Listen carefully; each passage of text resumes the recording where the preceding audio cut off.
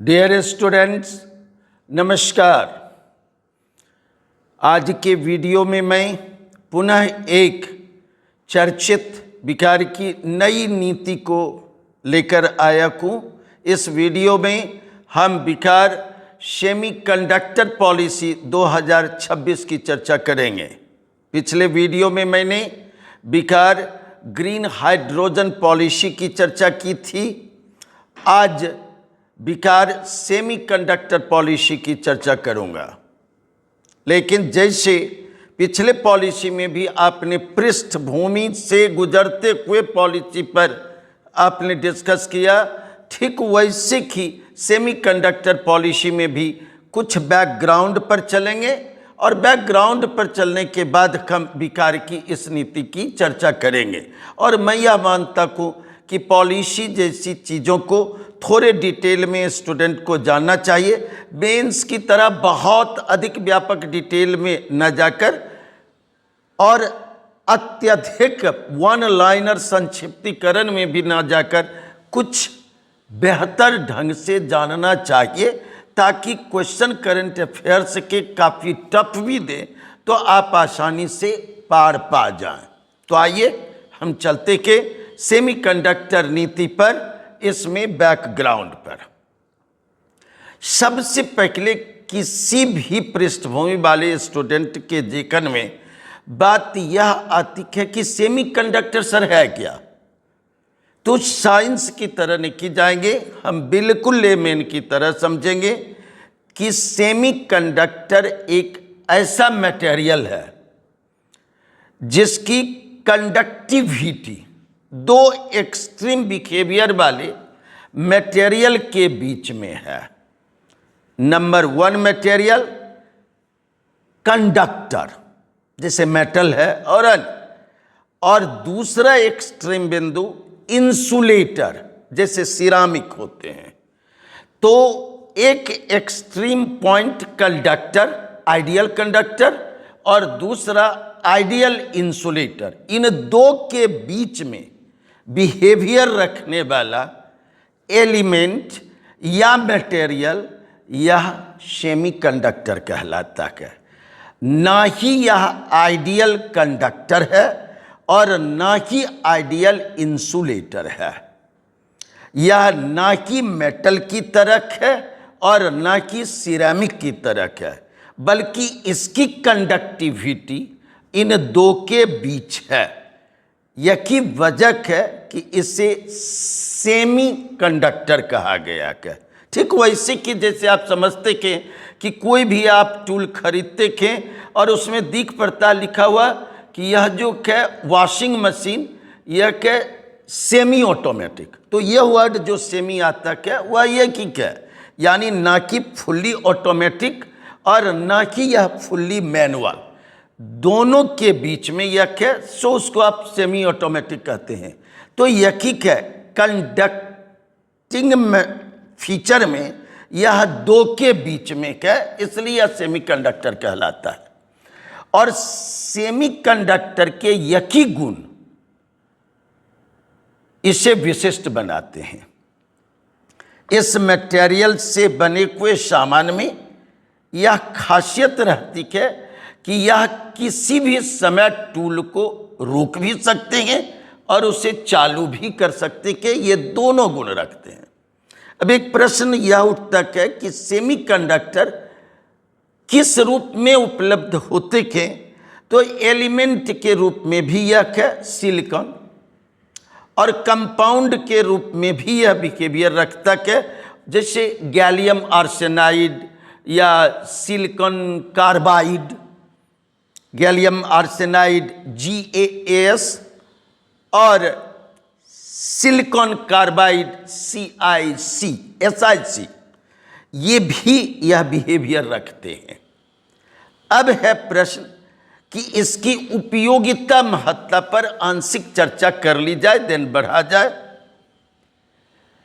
विशेषता मैंने कहा कि वह बहुत ही खास है, और उपयोगिता में तो हम पाते हैं विशेषता के आधार पर ही उपयोगिता, कि आप स्मार्टफोन को देखें, टैबलेट को देखें या फिर कंप्यूटर लैपटॉप को देखें, डेस्कटॉप को देखें, स्मार्ट टीवी को देखें, स्मार्ट फ्रिज को देखें, एलईडी बल्ब को देखें या फिर वॉशिंग मशीन को देखें या बिल्कुल ही आधुनिक ढंग के बनने वाले कार और बाइक्स को देखें या मेट्रो ट्रेन को देखें, अत्याधुनिक ट्रेन को देखें या फिर एक्सरे मशीन को देखें, एमआरआई मशीन को देखें, पेस मेकर को देखें, मिसाइल को देखें, ड्रोन को देखें, रोबोट को देखें, रॉकेट को देखें, सैटेलाइट को देखें। इन सब में या तो प्रोसेसर लगा हुआ है, मेमोरी कार्ड लगा हुआ है, ग्राफिक कार्ड्स लगा हुआ क्या, सीपीयू लगा हुआ है, रिमोट सेंसर लगा हुआ है, टेम्परेचर कंट्रोलिंग टूल लगा हुआ है, टाइमर फिट है, लाइट कंट्रोल यूनिट लगा हुआ है, इंजन है। ये सभी तैयार करने में सेमीकंडक्टर का ही इस्तेमाल है। आप यह समझ सकते हैं कि कंडक्टर या मेटल या अन्य चीजों का इस्तेमाल हम किसी भी बेहतर मशीन के बॉडी बनाने में करते हैं, आकार देने में करते हैं, लेकिन सेमीकंडक्टर से बना हुआ चिप वह है जो तमाम प्रकार के टूल्स, मशीन को बुद्धि, इंटेलिजेंस प्रदान करते हैं। तो यदि आज के मनुष्य के हाथों से, चाहे वह डेवलप्ड इकोनॉमी वाले मनुष्य हों या डेवलपिंग इकोनॉमी वाले, यदि इन चीजों को निकाल लिया जाए, उस चिप को, प्रोसेसर को, मेमोरी कार्ड को, ग्राफिक्स को, रिमोट सेंसर को, टेम्परेचर कंट्रोलिंग टूल को, टाइमर को, इन सब को निकाल लिया जाए तो आपके हाथ पांव सब बंध जाएंगे। इन सब को चलायमान रखने वाला सबसे उपयोगी मटेरियल सेमीकंडक्टर है। इसलिए सेमीकंडक्टर की उपयोगिता, महत्ता हर फील्ड में है, रक्षा से लेकर कृषि तक के क्षेत्र में। अब यह प्रश्न उठता है कि जब इतने इसकी उपयोगिता, महत्ता है और यह यदि विदेश से आसानी से उपलब्ध हो ही जाते हैं, मंगा लिए जाते हैं, तो फिर भारत में इसके लिए भारी भरकम तैयारी की जरूरत क्या है? निश्चित रूप से यह प्रश्न मन में बनता है कि क्या अभी तक ऐसी चीजें तो आ ही रही हैं, आम भारतीयों के घरों तक तो वे पहुंच ही रहे हैं। कौन चीज रुके हुए हैं जिनकी मैंने चर्चा की, वे पहुंच ही रहे के, या भारत सरकार की उपलब्धता वहां तक हो ही जा रही है। तो फिर इसके उद्योग को विकसित करने और भारत में ही इसको विकसित करने की जरूरत क्या है, जब ये सब आसानी से उपलब्ध हो जा रहे हैं?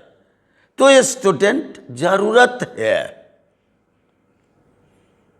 कारण नंबर 1 कि इस पर भारत सरकार भारी खर्च कर रहे हैं, विदेशी मुद्रा पर भार है। यह आप देखेंगे आंकड़े तो फाइनेंशियल ईयर 2017 से फाइनेंशियल ईयर 2025 के बीच में सेमीकंडक्टर, चिप्स या मटेरियल, इनके आयात पर भारत ने खर्च किया क्या 150 बिलियन डॉलर। 150 बिलियन डॉलर, यह विशाल राशि है। यह विदेशी मुद्रा पर भारी भार है और सरकार इसके लिए चिंतित है। नंबर 2 कॉज कि जिस प्रकार से भारत में इन चीजों के डिमांड बढ़ रहे हैं, मांग बढ़ रही है, तो इंपोर्ट डिमांड में भी बढ़ोतरी होती जा रही है और अनुमान है कि यह और अधिक बढ़ने वाले हैं। आखिरी बताते हैं कि 2035 तक भारत में सेमीकंडक्टर आयात का लेवल 240 बिलियन डॉलर तक पहुंच जाएगा। हमने बताया था 2025 तक 17 से 25 के बीच में यह 150 बिलियन डॉलर के लेवल पर पहुंचा। 2035 तक यह 240 बिलियन डॉलर के स्तर पर पहुंच जाएगा। यह रिजर्व फॉरेन करेंसी पर भारी भार के और फॉरेन ट्रेड बैलेंस को प्रभावित करने वाली बात होगी। इसलिए गवर्नमेंट को तो चेतना ही है, सचेत होना ही है। नंबर 3 फैक्टर के कि चीन पर हमारी निर्भरता इस संदर्भ में बहुत अधिक है। आंकड़े बताते कि भारत ईयरली सेमीकंडक्टर के मामले में जो इंपोर्ट कर रहा है, उस इंपोर्ट में चाइना का हिस्सा 29.5% है और हांगकांग का हिस्सा 17.6% है। तो आप अंदाजा कर लें कि ये दोनों मिलकर के लगभग 44 से 45% के बीच में आते हैं। यह बेहद नुकसानदेह है। चीन पर हमारी बढ़ती निर्भरता ब्लैकमेलिंग का खतरा उत्पन्न करती है। हमें इसके लिए विकल्प तलाशना है। चौथे फैक्टर है ताइवान संकट। यह भविष्य का संकट है। आप सबके सब जागरूक स्टूडेंट के आप बेहतर ढंग से जानते होंगे, चाइना की नजर ताइवान पर है। इसके पीछे इतिहास फैक्टर है और वर्तमान तक आते आते यह समस्या और अधिक गहरा गई है। लेकिन आप यह नहीं जानते हैं कि भारत ही नहीं, संसार के 90% मैं कह रहा हूं, 90% से अधिक एडवांस और प्रीमियम स्तर के जो सेमीकंडक्टर चिप्स होते हैं, उसका निर्माण एक ही कंपनी करती है और वह कंपनी है TSMC। TSMC ताइवान की कंपनी है जो इस संसार में 90% से अधिक एडवांस और प्रीमियम स्तर के सेमीकंडक्टर चिप का निर्माण करती है और वही भिन्न भिन्न जगहों पर भेजती है। इसलिए उस ताइवान पर निर्भरता केवल भारत की नहीं है, दुनिया भर के देशों की है। और उस ताइवान पर नजर चाइना की है। चाइना रोज बरोज ताइवान के संदर्भ में धमकी देता रहता है। अगर यह युद्ध हो गया, यदि चाइना ने ताइवान पर संकट खड़ा कर दिया, तो भारत समेत दुनिया भर के देश ऐसे चिप के लिए तरस जाएंगे, वे प्रभावित होंगे। तो क्या भारत को अल्टरनेट नहीं ढूंढना चाहिए? निस्संदेह हाँ। इसके अलावा फैक्टर है, जैसे आप देखते कि ग्लोबल शॉर्टेज, ब्लॉकेड की समस्या। अभी अभी आपने हॉर्मुज संकट सुना और पढ़ा है, और आपने देखा कि हॉर्मुज ब्लॉकेड के कारण पूरे दुनिया भर को ऑयल क्राइसिस झेलने पड़े, शॉर्टेज को झेलने पड़े, प्राइस में भी बढ़ोतरी हुई, उपलब्धता भी दुनिया भर के देशों को घट गई। भारत तो काफी अधिक प्रभावित हुआ। तो क्या ताइवान से संबंधित संकट सामने आते के, या चाइना की दूसरे देशों के संदर्भ में नीतियों में बदलाव आते के, तो फिर ये शॉर्टेज प्रभावित होंगे या नहीं, शॉर्टेज की समस्या आएगी या नहीं? उत्तर है हाँ। तो फिर भारत को अल्टरनेट क्यों नहीं ढूंढना चाहिए? इसके अलावा छठा फैक्टर है नेशनल सिक्योरिटी इशू। हम चिप्स मंगाते हैं बाहर से, खास तौर पर अपने पड़ोसी देश से, और वैसे देश से जिससे हमारा कन्फ्लिक्ट है। उस चिप के रास्ते ही, चिप के जरिए ही हमें मेलवेयर और ट्रोजन हॉर्स ये भेजे जा सकते हैं, और यह भेजे जा सकते कि तो हम तो उपयोग अधिकतम चीजों में वही करते हैं। तो निश्चित रूप से हमारे डेटा कंप्रोमाइज्ड होंगे, हमारी उपलब्धि की जानकारी दूसरे देशों तक पहुंचेगी, और यह नेशनल सिक्योरिटी का इशू है। इसलिए स्टूडेंट, एक तो भारी खर्च डेटा, दूसरे आयात भारी भारी बढ़ने की आशंका फैक्टर, तीसरे चीन पर हमारी बढ़ती निर्भरता, चौथे ताइवान संकट, पांचवें शॉर्टेज की समस्या संभव या आशंका, और छठे नेशनल सिक्योरिटी के प्रभावित होने की आशंका।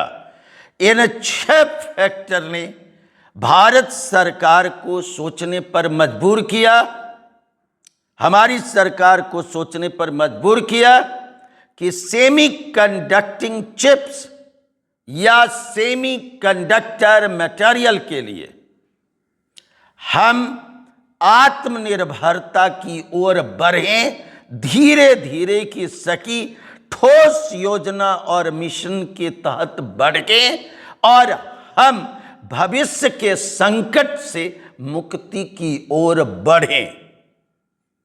इसलिए इसकी जरूरत तो है ही है, फैक्टर यही थे। तो डियर स्टूडेंट, हमने अभी तक जो चर्चा की 10, 12, 15 मिनटों में जिन चीजों की चर्चा की उसे फिर से देखें कि आखिर हमें इस एरिया में पढ़ने की क्या जरूरत थी। नंबर 1, सेमी कंडक्टर है क्या, उपयोग महत्व। मैंने यह बताया कि सेमी कंडक्टर को लेमैन की तरह समझे और इसके उपयोग महत्व को भी लेमैन की तरह ले।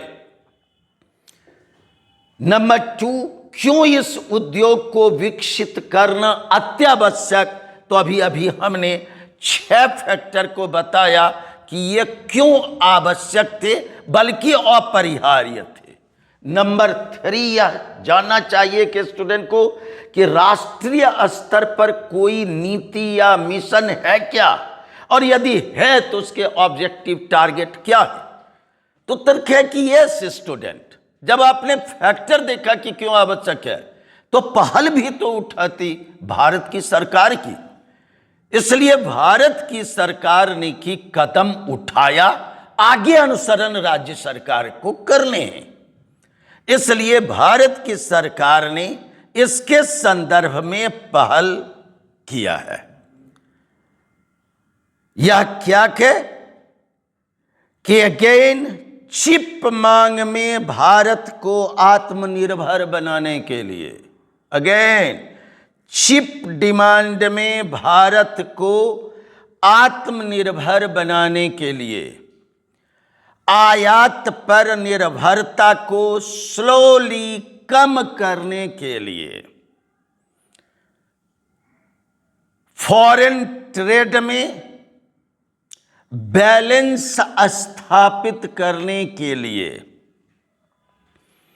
भारत को इलेक्ट्रॉनिक्स के क्षेत्र में एक मैन्युफैक्चरिंग हब बनाने के लिए, भारत को सेमीकंडक्टर और इलेक्ट्रॉनिक्स के क्षेत्र में टेक्नोलॉजी हब बनाने के लिए, भारत को technology plus AI combined hub बनाने के लिए और सेमीकंडक्टर इंडस्ट्री, इलेक्ट्रॉनिक इंडस्ट्री में निवेश को आकर्षित करने के लिए, एम्प्लॉयमेंट को भारत में जनरेट करने के लिए गवर्नमेंट ऑफ इंडिया ने पॉलिसी फॉर्मुलेट किया, इसे मिशन नाम दिया और यह पहली बार वर्ष 2021 में, अगेन पीटी के लिए यहां यह आवश्यक है याद रखना, ऑब्जेक्टिव क्या, आत्मनिर्भरता, ऑब्जेक्टिव क्या, आयात रिड्यूस करना, ऑब्जेक्टिव क्या, मैन्युफैक्चरिंग हब बनाना, ऑब्जेक्टिव क्या, टेक्नोलॉजी हब बनाना, ऑब्जेक्टिव क्या, technology plus AI combined hub बनाना, ऑब्जेक्टिव क्या, सेमीकंडक्टर इंडस्ट्री में इन्वेस्टमेंट को बढ़ावा देना और ऑब्जेक्टिव क्या, एम्प्लॉयमेंट जनरेट करने के लिए भारत सरकार ने कदम उठाया। कब? ईयर 2021 में। यह जो पहल किया उसका नाम है ISM-1 यानी India semiconductor mission 1, India semiconductor mission 1, इसे संक्षिप्त रूप में कहते हैं सेमीकॉम 1, सेमीकॉम 1, सेमीकॉम 1। कब? 2021 में, फॉर 5 ईयर्स, 2021 से 2026 तक के लिए। और अभी अभी चर्चा चलने के दौर में ही अभी ही यानी अधिक से अधिक 2-3 दिन पुराने, 2-3 दिन भी पुराने नहीं, कल ही आपने सुना होगा कि यह कैबिनेट ने मंजूरी दी है। सो यह है 2026 में यह सामने आया ISM-2 यानी सेमीकॉम 2, सेमीकॉम 2। सो पहला 2021 में, दूसरा 2026 में। पहला सेमीकॉन 1, दूसरा सेमीकॉन 2। पहला भी 5 साल के लिए 2021 से 26 के लिए, दूसरा भी 2026 से 31 तक के लिए। यह सरकार की नीति, मिशन सामने आया। दोनों के ऑब्जेक्टिव समान है, समान है, समान है। आत्मनिर्भरता, आयात को रिड्यूस करना, मैन्युफैक्चरिंग हब बनाना, टेक्नोलॉजी हब बनाना, technology plus AI combined hub बनाना, निवेश इन्वेस्टमेंट को बढ़ावा देना और एम्प्लॉयमेंट जनरेट करना, ये ऑब्जेक्टिव हैं। इस ऑब्जेक्टिव के तहत ही नंबर 1 भी और नंबर 2 भी आया। 2 अभी सामने आया, यह यही है। अब आप पूछेंगे कि सर इसमें से पीटी के लिए यह आ सकता है कि कितने का बजटीय आवंटन हुआ, यानी 1 के लिए और 2 के लिए। तो बिल्कुल ही 1 के लिए जो 2021 से 2026 तक के लिए था, उसके लिए 76,000 करोड़, 76,000 करोड़ का बजटीय परिव्यय तय किया गया। और दूसरा जो अभी आए के, उसके लिए 1,27,000 करोड़ का आवंटन हुआ। यह है एलोकेशन, यह है फंड एलोकेशन। अब यह प्रश्न उठता है इसी में कि सर ये टारगेट क्या फिक्स किया गया? पीटी में तो वह भी बिल्कुल सेंटेंस के रूप में दिया जा सकता है। टारगेट क्या तय किया गया? तो टारगेट इसी के संदर्भ में होंगे। टारगेट नंबर 1 कि ईयर 2029 तक, ईयर 2029 तक घरेलू चिप डिमांड में हमारे लेवल, हमारी आपूर्ति का लेवल 70 से 75 तक पहुंच जाने की क्षमता पर आ जाना। यानी जो डोमेस्टिक डिमांड होते के उसमें हम ही स्वदेशी चिप की आपूर्ति करें या 70 से 75% तक, और ऐसा हो जाएगा तो निस्संदेह आयात की मात्रा घटेगी, होने वाले खर्च घटेंगे। इसलिए यह है।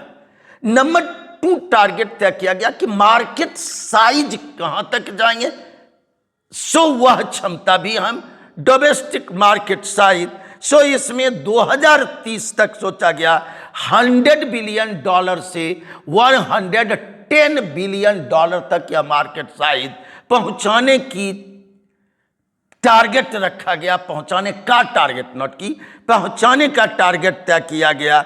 यह लगभग पहुंचते के 8 से 9 लाख करोड़ रुपए तक। हमने बिलियन डॉलर में बताया $100 billion to $110 billion. Again student, यह सोचा गया कि ये जो हम अपग्रेडेशन कर रखे थे और स्वयं स्वदेशी चिप का निर्माण कर रहे हैं, तो ये जो चिप है इसके साइज को कम करते जाना टेक्नोलॉजिकल अचीवमेंट है। क्या इसके लिए भी कोई टारगेट तय किया गया? उत्तर है यस, कि बिल्कुल 2035 तक हम इतने कैपेबल हो जाएंगे कि अपनी टेक्नोलॉजी से ही जो हम चिप बनाएंगे वह 3 nm समझ रहे, नैनोमीटर, 3 नैनोमीटर से लेकर 2 नैनोमीटर तक के हम कैपेबिलिटी तक पहुंच जाएंगे। यह भी टारगेट तय किया गया।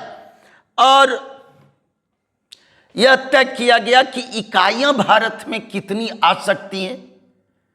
तो इकाइयों के लिए यह तय किया गया कि 2030 तक 10 से अधिक फैब्स और 20 से अधिक ATMP के यूनिट्स भारत में जरूर स्थापित हो जाएंगे। यह टारगेट रखा गया। अब आप पूछ सकते हैं कि सर भारी भरकम शब्द का इस्तेमाल कर दिए, फैब्स और ATMP। फैब्स या क्या?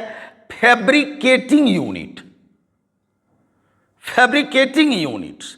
सो वह इकाई क्या, जैसे घर बनाते हैं तो नींव बनाते, तो वही है नींव बनाने वाले इकाई को वह कहते कि फैब्रिकेटिंग यूनिट्स, उसी को संक्षिप्त रूप में फैब्स कहते हैं। और ATMP अब समझते कि A से हुआ असेंबलिंग, T से हुआ टेस्टिंग, M से हुआ मार्किंग और P से हुआ पैकेजिंग। तो ऐसे यूनिट जिसमें असेंबलिंग का काम हो, टेस्टिंग का काम हो, मार्किंग का काम हो और पैकेजिंग का काम हो चिप्स संबंधित, तो वैसे यूनिट, वैसे कारखाना को ATMP कहते हैं। तो फैब्स जिसमें फैब्रिकेट यानी निर्माण हो, और यह हुआ कि असेंबलिंग, टेस्टिंग, मार्किंग और पैकेजिंग वाले यूनिट्स को ATMP कहते हैं। तो भारत ने टारगेट बनाया कि 2030 तक कम से कम 10 फैब्स और कम से कम 20 ATMP जरूर आ जाएं। यह लक्ष्य बनाया गया। और यह भी लक्ष्य बनाया गया कि स्किल्ड वर्क फोर्स इंडिया में स्वयं इंडियन कितने होंगे जो इस कार्य में दक्ष होंगे, इंजीनियर। तो यह रखा गया कि 2030 तक बिल्कुल कि 85,000 के आसपास हमारे पास स्किल्ड इंजीनियर हो, उसका पूल तैयार हो, लगभग 85,000। इसीलिए आप देखते हैं हर इंजीनियरिंग कॉलेज में अब सेमीकंडक्टर की पढ़ाई के लिए वह यूनिट सामने आ गए थे। उनके संदर्भ की जानकारी देने के लिए ब्रांच सामने आए हैं, क्योंकि स्किल्ड पुल की जरूरत है। तो यही है। तो टारगेट तय किया गया, एक, घरेलू चिप डिमांड में कितनी पूर्ति हमारे अपनी ओर से होंगे और कितने आयात घट जाएंगे। नंबर 2 कि मार्केट साइज कहां से कहां तक ले जाने का लक्ष्य है, और टेक्नोलॉजिकल क्षमता यानी हम जो चिप बनाएंगे उसके साइज कितने छोटे हो सकते हैं, 3nm से 2nm तक, यह है कैपेसिटी बिल्डिंग। और नंबर 4 है कि कितने यूनिट्स आएंगे, तो 10 फैब्स और 20 ATMP, और कितने स्किल्ड फोर्स आएंगे, तो 85,000 स्किल्ड फोर्स। यही है लक्ष्य के साथ गवर्नमेंट ऑफ इंडिया ने सेमीकॉन 1 और सेमीकॉन 2 को सामने किया, और एक 2021 में आया 5 साल के लिए, और दूसरा 2026 में आया 5 साल के लिए। भारत सरकार ने कदम बढ़ा दिया। तो क्या आपको लगता है जिस स्टूडेंट को इतनी जानकारी मिल जाएगी उसे यह समझने में अब 5% की भी कठिनाई होगी कि बिहार की सरकार जो सेमीकंडक्टर पॉलिसी लाई होगी वह इसी लाइन पर लाई होगी और इसी प्रकार के टारगेट बने होंगे? क्या जब भारत ने कि यह टारगेट बना लिया कि 2030 तक 10 फैब्स और 20 ATMP आएंगे, तो बिहार कूद कर बना लेंगे क्या बिहार सेमीकंडक्टर पॉलिसी में कि हमारे यहाँ 25 आ जाए ATMP? तो बिहार क्या दूसरे देश में है? सो उत्तर है कि जिसको इंडिया की समझ बन गई वह बिहार में तो बहुत छोटी सी चीज़ है जिसे याद रखने के। सो आइए बिहार सेमीकंडक्टर पॉलिसी 2026 को जान लें। बस इसमें से 4 से 5 मिनट लगेंगे। सो 1 हमने पढ़ लिया सेमीकंडक्टर क्या है, उपयोग, महत्व। 2 हमने पढ़ लिया क्यों इस उद्योग को विकसित करना आवश्यक। नंबर 3 पढ़ लिया राष्ट्रीय स्तर पर कोई नीति मिशन है क्या, ऑब्जेक्टिव और टारगेट क्या है। सो इसके टारगेट को भी हम चॉइस में डाल सकते हैं। और नंबर 4 बिहार में क्या राष्ट्रीय मिशन के लाइन पर की यह नीति आई, राज्य की नीति में क्या टारगेट था और नीतिगत विशेषता क्या। सौत्तर क्या भारत की नीति के लाइन पर की बिहार में नीति आई, उत्तर है यस।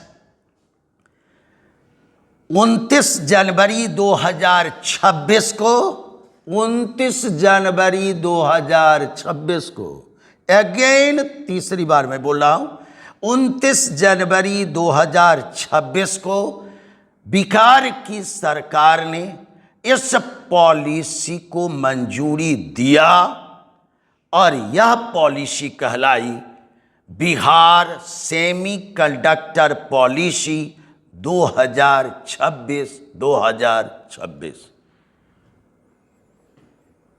इस पॉलिसी की घोषणा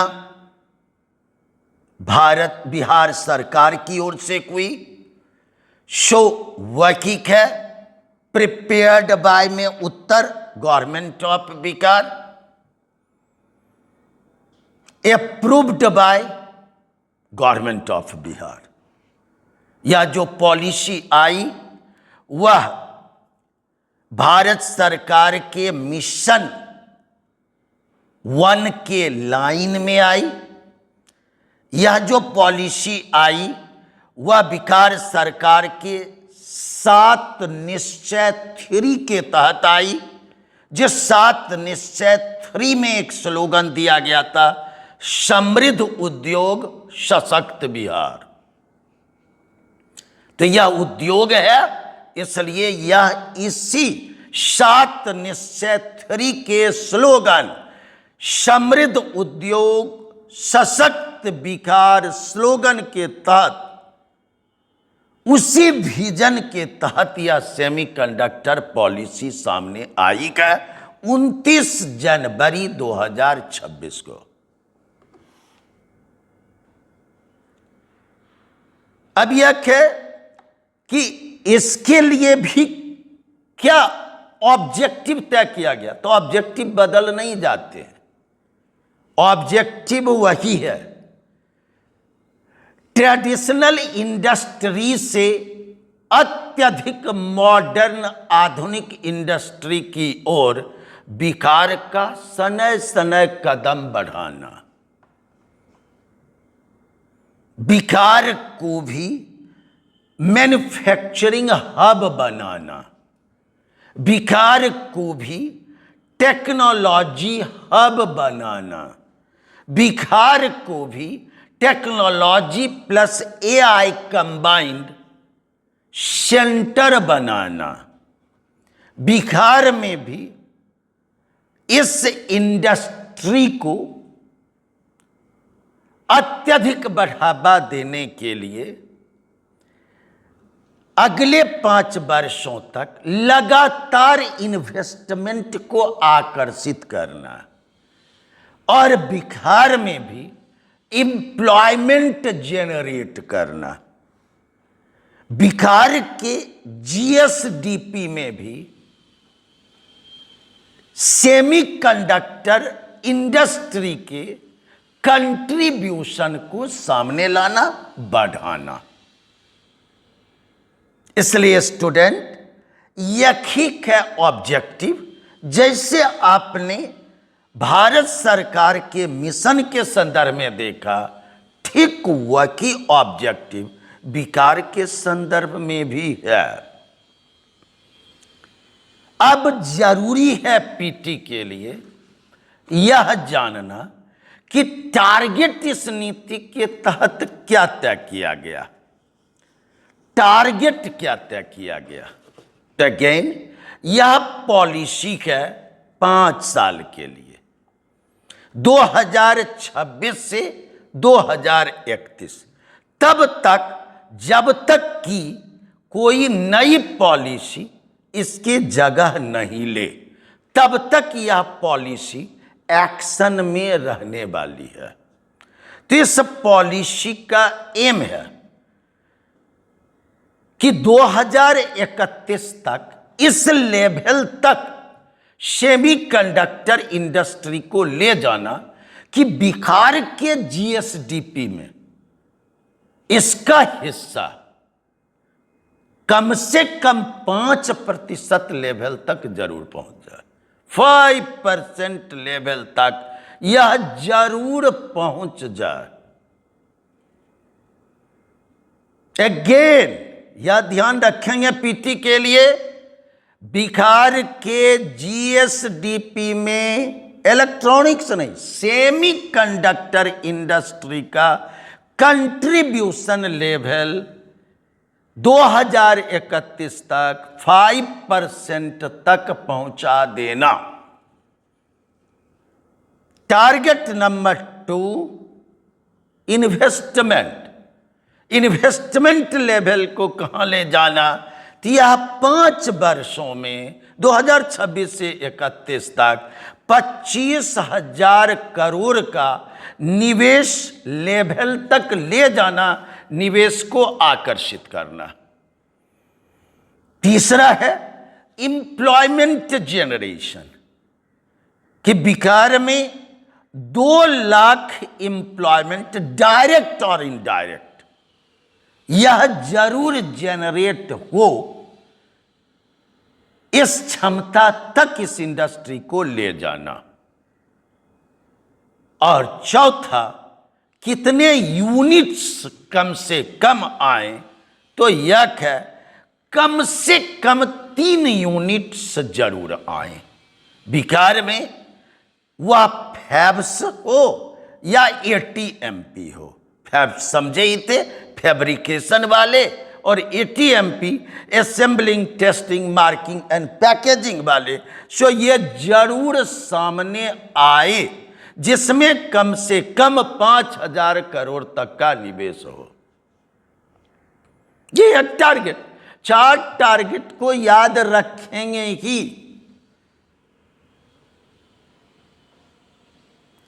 अब यह है कि ये टारगेट पूरा कैसे होंगे, जब तक कि कोई आप घोषणा नहीं करेंगे, इंसेंटिव्स की घोषणा नहीं करेंगे।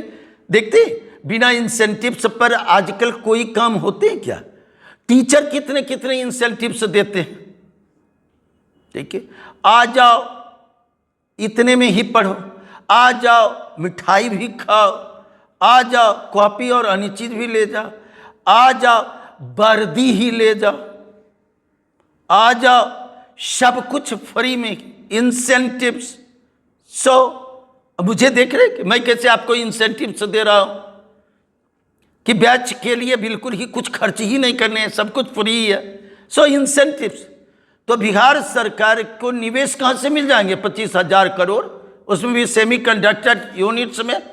उत्तर है कि बिहार सरकार को इंसेंटिव्स घोषणा करनी है, अन्यथा पॉलिसी वहीं चरमरा कर खत्म हो जाएगी। इंसेंटिव्स क्या है? हर चीज में, ग्रीन हाइड्रोजन पढ़ाए थे उसमें भी इंसेंटिव सेम ही प्रकार के हैं, यह है इसमें भी इंसेंटिव सेम ही प्रकार के हैं। इंसेंटिव्स नंबर 1, मात्र 1 रुपया में जमीन का आवंटन। 1 रुपया में जमीन का आवंटन। कितने अधिक अखबार में निकले कि सरकार देखिए पूरे के पूरे जमीन ही लुटा रहे हैं। अरे लुटाएंगे क्यों? ऐसा लग रहा है कि जैसे ट्रांसफर कर रहे हैं किसी इंडस्ट्रियलिस्ट को। इंडस्ट्रियलिस्ट आप ही के राज्य में क्यों आए? आपको देने ही देने। 1 रुपया या टोकन मनी है मात्र, यानी प्रत्येक 100 करोड़ का निवेश कीजिएगा, प्रत्येक 100 करोड़ के निवेश पर आपको 1 एकड़ भूमि का आवंटन होगा 1 रुपया में। और यह जो भूमि आवंटित हुई यह नॉन ट्रांसफरेबल है। यदि आपने आवंटन को सुनिश्चित न किया तो फिर भूमि वापस हो जाएगी, और भूमि आप किसी दूसरे को ट्रांसफर नहीं कर सकते हैं। इसलिए यह तो आकर्षण के लिए देने ही देने थे। अब आप बिहारी हैं, बड़ा दर्द हो रहा है कि जमीन जा रही है, तो आप ही निवेश कर लो ना, किसी दूसरे को बुलाने की क्या जरूरत? आप ही निवेश कर लो, आप ही लो, इस सुविधा का, इस घोषणा का फायदा उठाओ। यह 1 रुपये में जमीन का आवंटन, इंसेंटिव नंबर 1। नंबर 2, टैक्स और ड्यूटी में भारी छूट, incentives number 2। Stamp duty, registration fees और लैंड कन्वर्सन फीस।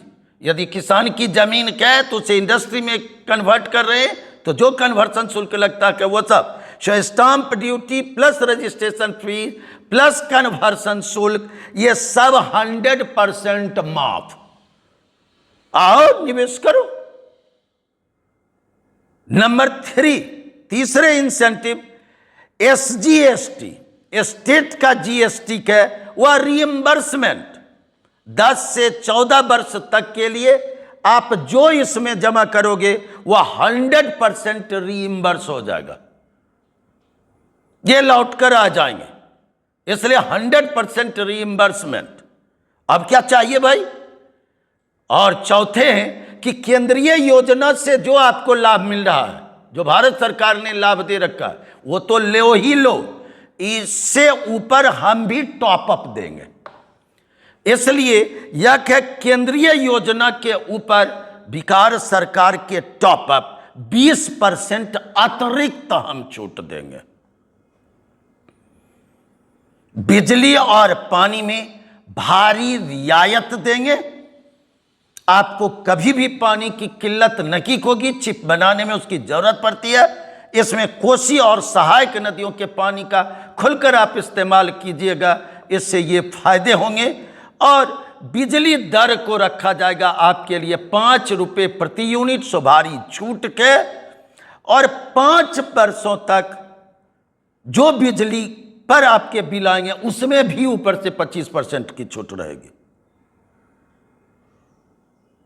तो स्टूडेंट ये इंसेंटिव है, इंसेंटिव बहुत गौर से।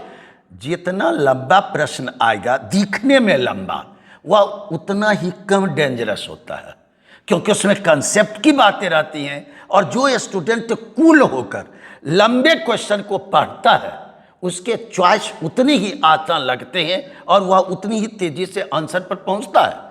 लेकिन कमजोर स्टूडेंट जो भाग जाने की स्थिति वाले स्टूडेंट रहते हैं वे जैसे कि लंबे क्वेश्चन देखते हैं कि वन लाइनर नहीं है, लंबा क्वेश्चन है, वैसे कि उसको पढ़ने से बचता है। और जैसे ही पढ़ने से बचता है उसका वह क्वेश्चन भी छुटा हुआ रह जाता है और वह शॉर्ट क्वेश्चन पर आता है। और short question one liner very very dangerous. बगल वाला कुछ भी कह देगा कि बिल्कुल शेरशाह का मकबरा एक्स जगह पर ना होकर वाई जगह पर ही है, तब तक आप समझ लिए बहुत बगल वाला विद्वान ही बैठा हुआ है, जो बताएगा सही बताएगा। बाहर आ गए तो आप खोज रहे हैं कौन गलत बताया। लंबे क्वेश्चन में ये होते ही नहीं, पर उसी को पूछ कर देखिए, वह उतना टाइम लगाएगा कौन सा क्वेश्चन, फिर पढ़ने में उतना, तब तक सोचेंगे कि स्वयं अपनी ही बुद्धि का क्यों नहीं इस्तेमाल कर ले। ये जब तक पूरे पढ़े नहीं रहिएगा लंबे क्वेश्चन इससे संबंधित नहीं बनेंगे। अब यह है रिसर्च और इनोवेशन पर इस पॉलिसी में चर्चा है, उत्तर है यस। बिल्कुल कोई भी ऐसी पॉलिसी नहीं होगी जिसमें रिसर्च और इनोवेशन पर सरकार की ओर से खर्च किए जाने की बात नहीं रहेगी। वह बिल्कुल ही है। आईआईटी पटना में एक यूनिट की स्थापना की घोषणा हुई है, research and development R&D unit, और उसमें से कहा गया है कि यदि कोई प्राइवेट कंपनियां भी अपने कर्मचारियों को इसकी ट्रेनिंग दिलाना चाहते हैं और यदि वे कर्मचारी बिहार के हैं तो उनके लिए पूरे खर्च बिहार सरकार उठाएंगे। और यदि 70% तक बिहारी को की डोमिसाइल बिहार के लोगों को आप अपने कर्मचारी बनाते के तो उसके स्किल डेवलपमेंट पर प्रत्येक पर 20,000 रुपये खर्च होंगे। आप उसे ट्रेनिंग दीजिए। और यदि आप पेटेंट करवाना जाइएगा तो पेटेंट में भी बिहार की सरकार 75% खर्च उठाएगी। और सबसे बड़ी घोषणा जो होती ही होती है, इजी टू बिजनेस। आइए, आपका स्वागत है। कारपेट बिछा हुआ है, कोई भी इंडस्ट्रियलिस्ट हैं उनका स्वागत है। और आपको विभाग यह दौड़ना नहीं पड़ेगा। सिंगल विंडो सिस्टम है, सिंगल विंडो क्लियरेंस है, आप इसका फायदा उठाएं। सो यह है सेमीकंडक्टर पॉलिसी। डियर स्टूडेंट्स, मैंने आपको इन समस्त चीजों से गुजारा है। स्टडी एरिया सेमीकंडक्टर क्या है, इसका उपयोग महत्व लेमैन की तरह क्यों इस उद्योग को विकसित करना आवश्यक है। नंबर 3, राष्ट्रीय स्तर पर कोई नीति मिशन है क्या, ऑब्जेक्टिव टारगेट। नंबर 4, बिहार में क्या राष्ट्रीय मिशन के लाइन पर की कोई नीति है, इस नीति के क्या टारगेट है, नीतिगत विशेषता क्या है, इसमें कौन सी इंसेंटिव की घोषणा हुई। सो पीटी के क्वेश्चन जो कठिन आएंगे, मुझे पूर्ण यकीन है कि आप एक बार इस वीडियो से गुजरेंगे, निस्संदेह आपके क्वेश्चन बनेंगे, चाहे वो कितने भी कठिन हो। इसके बावजूद मैं मानता हूँ कि एग्जामिनेशन के समय में लोग लंबे वीडियो 35 मिनट 40 मिनट के देखने से बचते हैं, तो आप भी बचेंगे, तेजी से देखेंगे। फायदा तो कभी ही होगा तेजी से देखने पर। फिर भी मैं आवश्यक मटेरियल भी कहूँगा कि अपलोड कर दे। अनिल प्रयास ऐप पर फ्री मटेरियल सेक्शन में आप जाएंगे, वहाँ ये मटेरियल भी रखे हुए मिलेंगे। लेकिन उतनी बातें कैसे होगी जितनी बातें हमने वीडियो में चर्चा की है। एक जाते जाते यह बच गया कि बिहार EV यानी इलेक्ट्रिकल व्हीकल नीति 2026, ये तीनों नीति बहुत ज़रूरी है। चाहूँगा कि 10-15 मिनट में उस वीडियो को भी आगे मैं डाल दूँ। धन्यवाद।